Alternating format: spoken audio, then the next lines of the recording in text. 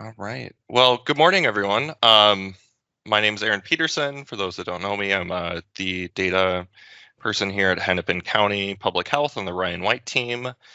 And I will be presenting on the 2020 HIV Community Needs Assessment, which feels like just ended, but it was also, last year. And I'm really excited here to share some of the results. Because it's been several months, I just want to start out by just reminding everyone of what happened and, just give a little bit of background here. The first thing I need to note is that even though I'm presenting here solo, this was a collaborative effort between you on the council, our state colleagues at the Department of Human Services, and then colleagues here at Hennepin County Public Health. Shout out to any of our service providers that are here today or watching this later. You really were like key to us reaching partners. You were key partners in reaching clients, and later on we'll really show how like the phone interviews were like this key way of reaching demographics that otherwise wouldn't have been reached. And that was, again, really our service providers that drove reaching out to those clients. We collected the data in 3 different modes. So online, there was an online option, a paper copy was available, which wasn't used as much, and then there was also phone interviews conducted by 3 great interns that the Department of Human Services sponsored, but we supervised them here at Hennepin County. And the last thing I want to note is I am presenting statewide results today on behalf of the Department of Human Services. And just again, I want to thank my DHS colleagues for providing financial resources. My colleague Jake Melson, who has left for a different position, was also a key partner in getting this project done. Cool. Well, now let's get into the fun stuff, results.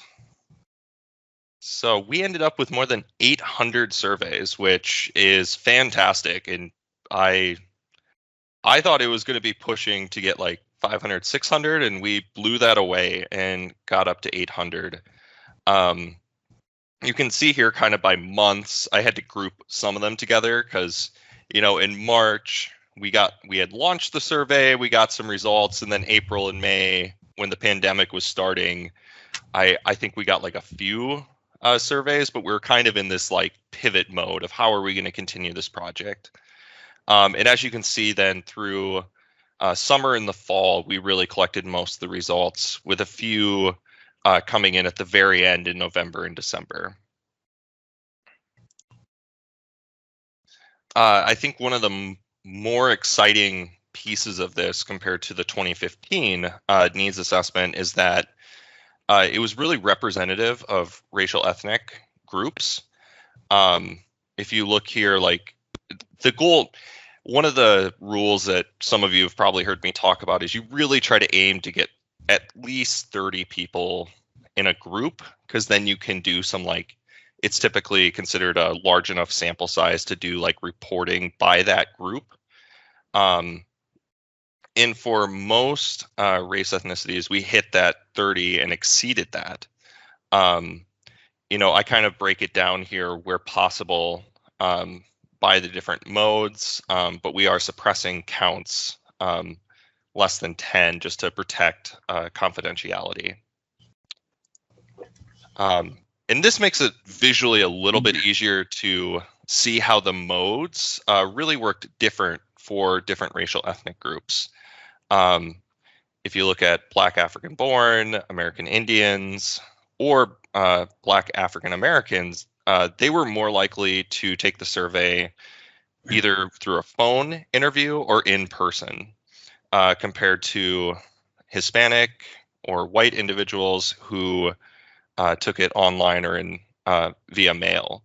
Again, thank you to our service providers who would reach out to these clients to get their consent for the phone interviews.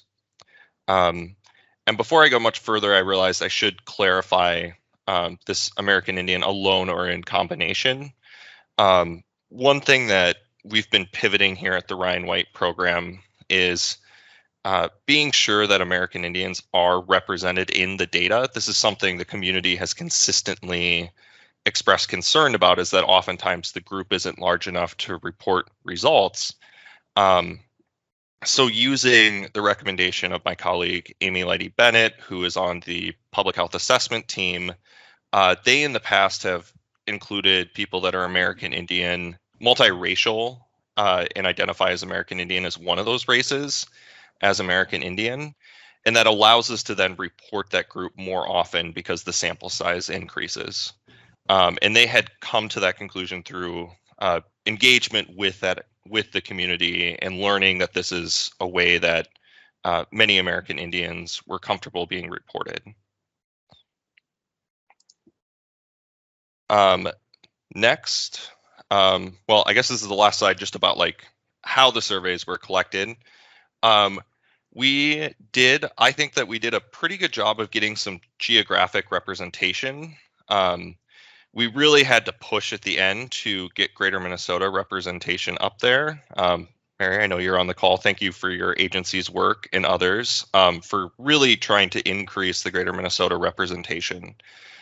And I include here, the breakdown of the 13 county metro area versus Greater Minnesota, and then any county that had greater than 10 responses.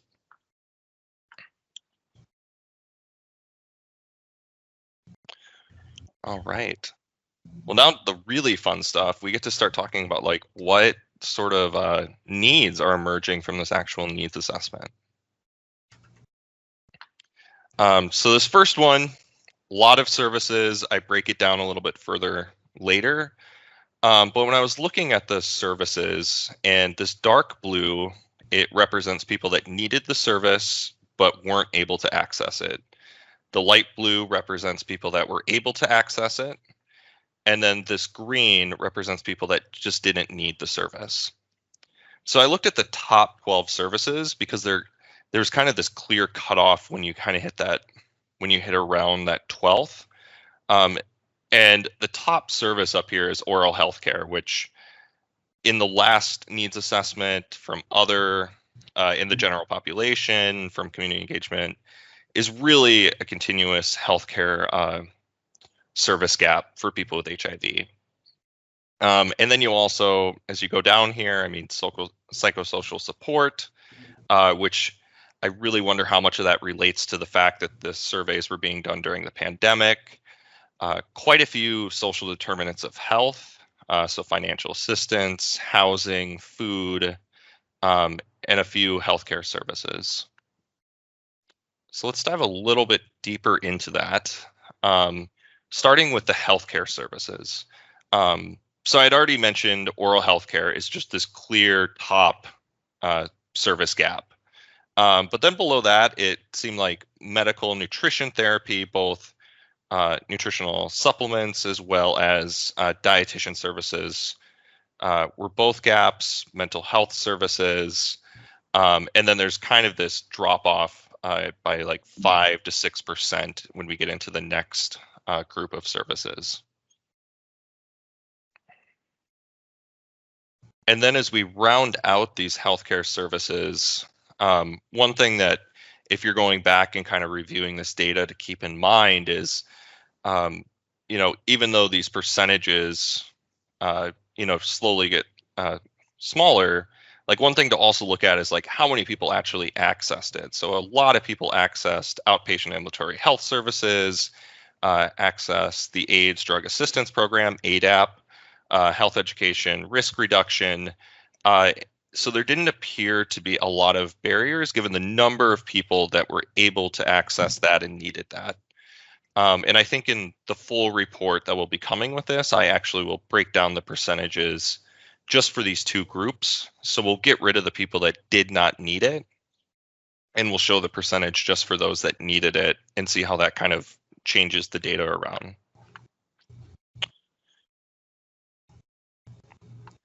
All right, and then the services, I tried to break them into these 3 different buckets. For those that are on the council, you're probably most familiar with core medical services versus support services.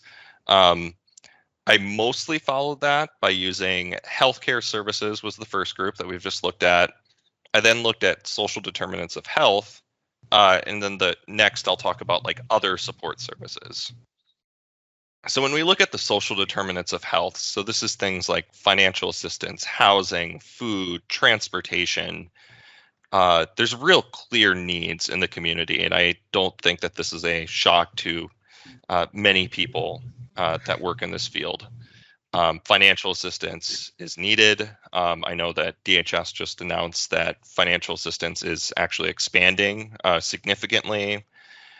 Housing, we continue to look at more housing options. And food is just consistently fully utilized. No matter, we have continuously increased those resources, and it appears that there still is like a service gap there. So this is, I think, yeah, my real point is that we know that social determinants of health impact people's HIV health outcomes, and these continue to be service gaps for individuals. And then finally, as I said, I'm going to talk about the other support services. Psychosocial support really emerged as like this key need. And as I mentioned earlier, I wonder how much of that had to do with the survey being done during the COVID-19 pandemic. But I'm also convinced that need probably hasn't gone away in 2021, just based on how we're slowly re-emerging into this waning pseudo post-COVID world. Not that it's completely away, but for those that are vaccinated, we're slowly socializing again. There's also a lot of people that said they wanted help with non-medical case management.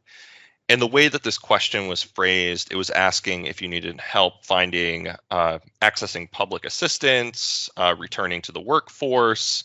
So really kind of this broad question. And again, I wonder how much of that need came from the fact that this was happening during the COVID-19 pandemic, where people were losing employment, losing health insurance, were looking for public assistance programs to help them get through 2020. So, after those two, I think, again, there's like this pretty large drop off of 7 to 8%. And those two were really at the top here in terms of other support services that were needed. All right. So those are all the results for today. And, I want to continuously engage with the committee to understand what you want next. And something I'm going to suggest is that we do domain-specific reports going forward. I really wanted to get these services done because that's going to help you do your allocations here in August. But after that, I think it's particularly based on the service needs that came up. I think it will be useful to kind of look at these different domains. Here at Hennepin County, we kind of use these gears to think about how different domains, social determinants of health, work together. So, housing is a key one, particularly with the HIV outbreaks happening here in the metro area and the Duluth area. Looking at how homelessness affects health outcomes, how there might be socio-demographic differences. Because what's really cool is, despite how difficult it is to engage people with HIV experiencing homelessness, we did get a representative sample of people that are experiencing homelessness. So because this data set is inclusive of those individuals, anywhere from, I think about homelessness kind of as this continuum where, someone might be doubled up with a friend or family member. They might be, in a shelter. They might be experiencing unsheltered homelessness. We have nearly 100 responses between those two that can really provide some rich data about how those individuals' needs are being met and not met. And then additionally, financial assistance, I think, is another one to dive into more. and how it relates to different things from employment status, insurance coverage, incarceration. One data point that really stuck out to me was there wasn't a significant difference between people that needed but didn't access the service for those that are unemployed versus employed, um, which runs counter to this. Well, if they're employed, they should have enough finances to cover their basic needs, and that, based on the survey, that really doesn't appear to be the case. Financial assistance is kind of this clear need across people with HIV, regardless of employment status. And then I also think that food insecurity is definitely an unmet need, and the preliminary data is really showing that. And I think that looking at all the questions across the survey that address food, not just the, asking it as a service question, but looking at the different food questions that we have. Because what I had done is I looked at this one question where it's like, during the past 12 months, how often did you run out of food before you had money to buy more? And very depressingly, only a third of people, third of the respondents said that they never ran out of food.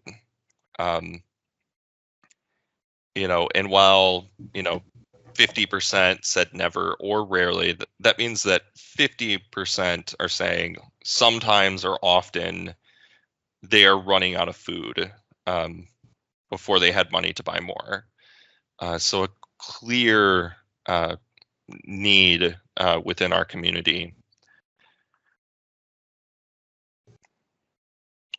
All right. And as I close out and begin to take questions and suggestions from you all on the next phase of all this, I just want to thank Amy Lighty Bennett, who co-supervised the data collection team of Anne, Audra, and Miranda, who are fantastic. Thank you to the Department of Human Services again for providing the financial resources to hire them. May Ding is also on the public health assessment team and helped out. Thank you to the Needs Assessment and Evaluation Committee. I won't try to name you all because I will forget someone. You were instrumental in designing the instrument before we began and providing input as we came back to you with monthly updates.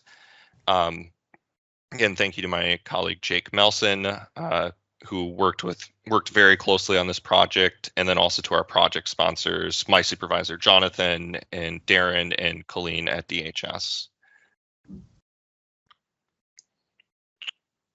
And with that, I will open it up to questions.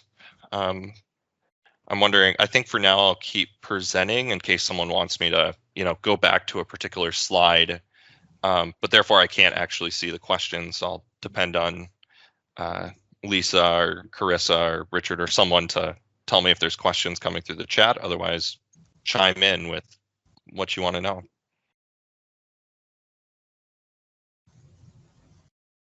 Aaron, this is Mary from RAN. I threw a couple in the chat, but I'll just ask since there's nobody jumping up right now. In the graphs, when you were talking about the results under supportive services, there was one that I saw that said child decision. Oh, that you just had it right there. Oh, that's my bad. I meant to. That was my temporary thing. That's permanency planning. I meant to update that. I thought I did. Okay. No, I just was curious because I hadn't seen that reference before. So permanency planning, that's good to know. And then while I have your ear, when you were talking about the domains that you're looking at, where does chemical health fit? Because I saw a couple of areas where it could, and I'm just not sure where you're intending it to. Specifically, I'm interested in questions captured from what folks are actually engaging in right now. Yeah, at least within Hennepin County, we would consider that within the health domain. But I think that you're right that is probably that could easily be a report in and of itself, looking at chemical health. Well, not cool with it being in health. It just wasn't clear based on that, because I look at health as being primary health care for the most part, oral and all of that. Yeah. Yeah. And these aren't like, tight, necessarily, we are going to use these exact domains. This is just a framework to think through it. I guess I would go back that I would support doing like a broader report of maybe like behavioral health. So it's like chemical and mental health together. I don't know if making those separate is necessarily useful. I think they would be more useful together. What are your thoughts? I agree with that. And I think being separate from healthcare is also beneficial because they're different things. So trying to look at all of that together would be challenging. But yeah, so that would be awesome to look at both of those together and whatever analysis can be done. And I think, since I've got the mic for a second, you guys have done an amazing job of getting the response rate in, and especially considering the differences between Greater Minnesota. I know DHS is short, Jake, but I would just throw out there that it would be amazing to have some separate analysis of what Greater Minnesota looks like.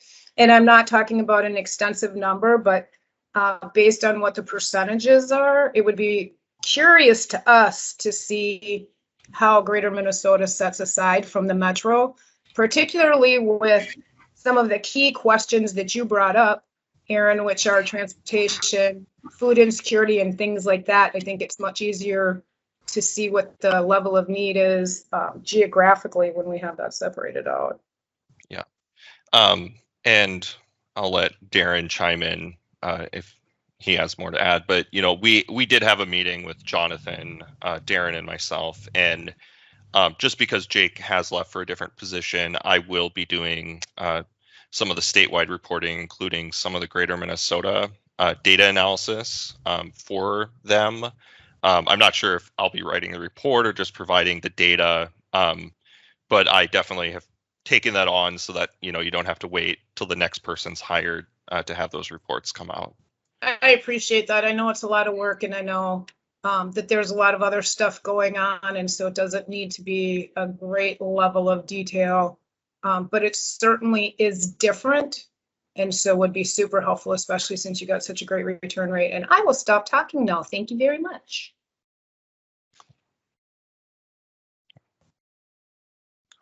Anything to add, Darren? Not to put you on the spot. Okay. Yep. I just raised my hand there. Put it down. Nothing really to add. Just wanted to thank you, Aaron, for agreeing to provide some additional support that typically would be accomplished through our data analyst as we are in transition. And Mary, we are equally interested in understanding the differences between the TGA and Greater Minnesota as we look at planning for future competitive processes and our application that will be coming up later this year. So we are super invested in getting that information and love Aaron for helping us with that.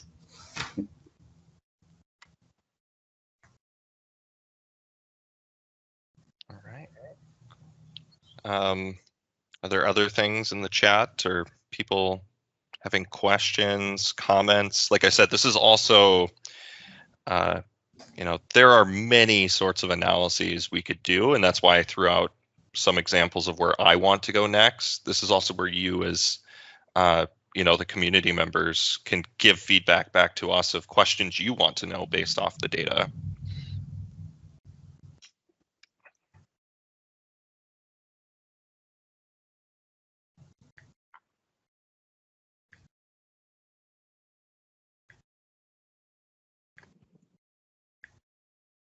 Aaron, this is Thomas. When I was reviewing the data, one question did pop up in my mind because I didn't see the breakdown between those who had insurance and those who did not.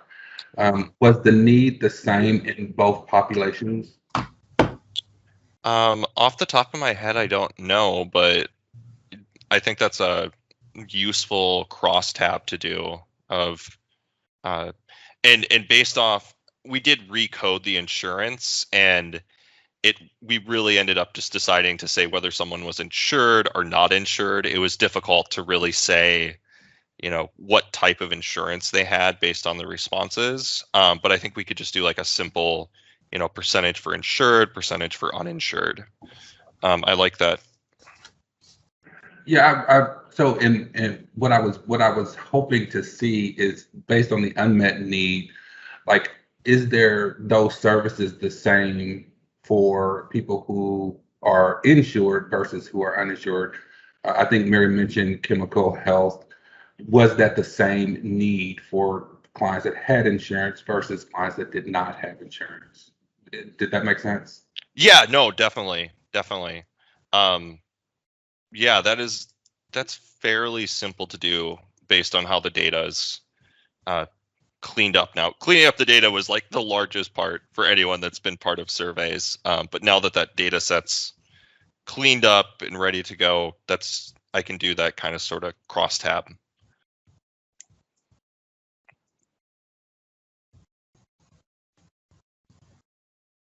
Just jotting notes to myself if you see me looking off camera.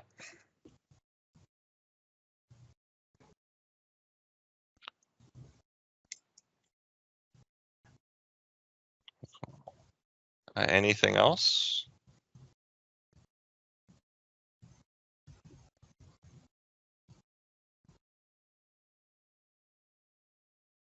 All right. Well, I think we'll call it then. But if you do have more thoughts or questions or suggestions of analyses, I included my email in this presentation.